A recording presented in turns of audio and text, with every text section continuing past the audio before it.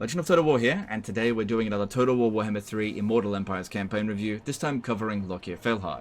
And before we get into the meat of the review, I do have some information I want to convey onto you guys. As you guys know, the Chaos Dwarves have just been announced, and a big discussion point at the moment has been the price of this DLC. So it is the most expensive Total War Warhammer DLC so far, and I've been monitoring the comments. A lot of people don't have a problem with it. A lot of people do have a problem with it. Some people have stated that they're simply not going to purchase it because of the increase in price, which is completely valid. All opinions on this matter is valid, but I've been keeping an eye out for deals that are currently available. It's only early days, but I've managed to sort out something with Games Planet for you guys.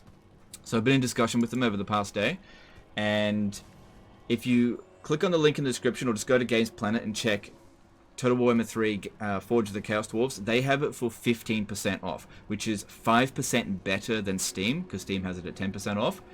Now, when I was in discussion with them, I made it very clear to them that I don't want to take a commission from this, and so I've managed to source out a code legend with 19% off if you use code legend. Now, this will not confer any commission onto me whatsoever.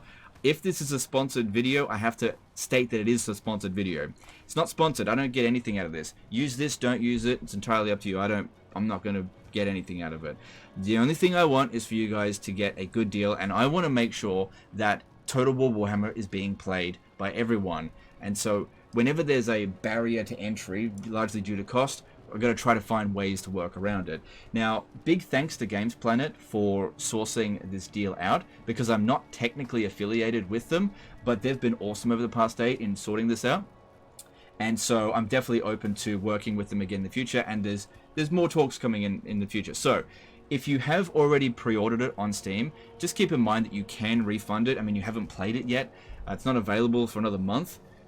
But I am still against pre-ordering. But if you're going to pre-order, then I just want you guys to get the best deal you possibly can. So this is the best deal that I've found so far, but if you found a better deal, please let me know, and I'll continue to see what else is available. This particular deal on Games Planet will last until the 20th of April, so you've got time. You don't feel the need to rush in and get this stuff done right away. Okay, and don't worry about a commission for me. I don't care. Just want you guys to be able to actually play the game. Okay. Now on to the actual review. So Lokhir Fellheart is starting at Hai Chai. Hope I pronounced that somewhat correct. It's in Eastern Cathay, and this is obviously a new start position for Lokhir Fellheart. He used to start in Lustria, in the southern part of Lustria, and Total Warhammer 2.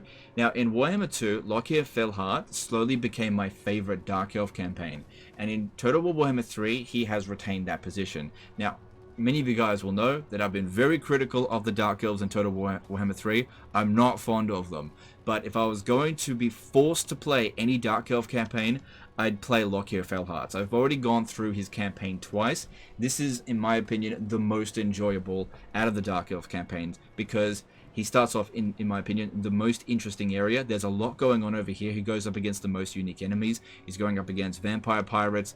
There's Cathayan factions out here. There's Warriors of Chaos. There's Skaven, Greenskins.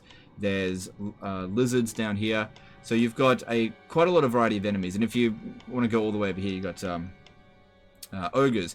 In addition to that, you've actually got the option to pack up and leave, because you start closer than pretty much anyone else to sea lanes. So if you want to go back to the new world, you totally can. You can go back to Nagaroth or to Lustria. It's not a problem whatsoever. So this campaign has got options for you. I still hate the slave mechanic, but I'm not really going to bang on about that again. Now, in terms of optimally deciding what to do, staying in Cathay is pretty optimal. There's some good territory here. The biggest problem with it, though, is that the territory is fairly spaced out, which means you can't just hop from settlement to settlement each turn. It usually takes about 2 turns to get to a particular settlement. And these enemies here, the vampire ghost ones, they're not super easy to deal with at the start. Lokhir Fellheart can be very strong eventually, because he is a good melee lord and he gets a dragon mount, but these guys here, they tend to pump out troops pretty quickly, especially on the higher difficulties, and you don't exactly start off with a big army inside the the Black Ark over here. Now, one thing that I really love about Lokhir Fellheart's campaign is the way that he goes about recruiting Black Arks. He sort of starts off as a relatively weak faction, but he snowballs really quickly, because with every major port settlement, and a major port settlement is simply a capital, a provincial capital that is also a port. Okay, so for example, Haichai is a major port, but Weijin is not. Hanyu Port over here is a major port. So with every one of those, you would get access to another Black Ark. So Lokhir Fellheart actually has a lot of settlements out here that are major ports, like for example this one over here. So you can end up with a absolute fleet of Black Arks very early on. I believe in one of my campaigns with Lokhir Fellheart, by turn 50, I think I had 12 Black Arks, and I had my fingers in people's pies in over here and over here, just using Black Arks. And I had sent an expedition back to Illustria as well. So you can be really aggressive with this campaign. And I think I only had one army, so he was just sorting out the areas that the Black Arks couldn't maintain. So this could be a very interesting campaign, acting as sort of like a hybrid pirate faction and just going for the port settlements.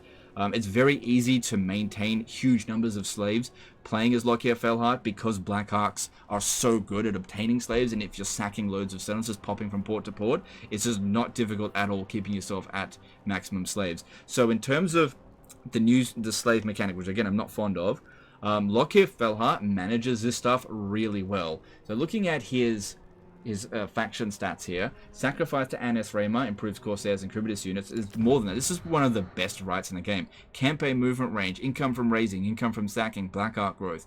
And you know, the bonuses to Charybdis and Black Arks is actually pretty minor compared to those, I think, because those provide massive bonuses. Your finances are going to be so good while that's active, and you can do this at a pretty regular occurrence, and it's only 800 slaves, which is not that big of a deal for Lokhir Fellheart. The extra 5% income from slaves is basically nothing. You can just ignore that. Most of your money will pretty much come from sacking certain ones anyway, you know, assuming that you're going to do that. And then of course we've already covered the every owned major port will allow the recruitment of a Black Ark. But overall, if you were going to play a Dark Elf campaign, I highly recommend Lokhir Fellheart. It's my favorite of the Dark Elves in Total Warhammer 3, but I also want to point out that I'm not fond of how the Dark Elves have been implemented in Total Warhammer 3. I much prefer playing them in Total Warhammer 2, but I guess it comes down to personal tastes. Some people will like it and some people won't. There's nothing wrong with that. Anyway, that's the end of the review here. This is not a particular difficult campaign, so really just play it out however you want. Don't need to go through step by step about how to deal with your initial challenge. It's just not that challenging. Just do whatever you feel you're comfortable with. In terms of difficulty, easy to legendary, it's all very manageable. So that's the end of this one. Hope you guys enjoyed it. Hope you managed to find a good deal for the DLC. Of course, if you want to get the DLC. And let me know in the comments below what you think of this review, and also which legendary lord you'd like me to cover next. Appreciate you guys. Don't forget to subscribe if you haven't already, and we'll see you next time. Later, guys.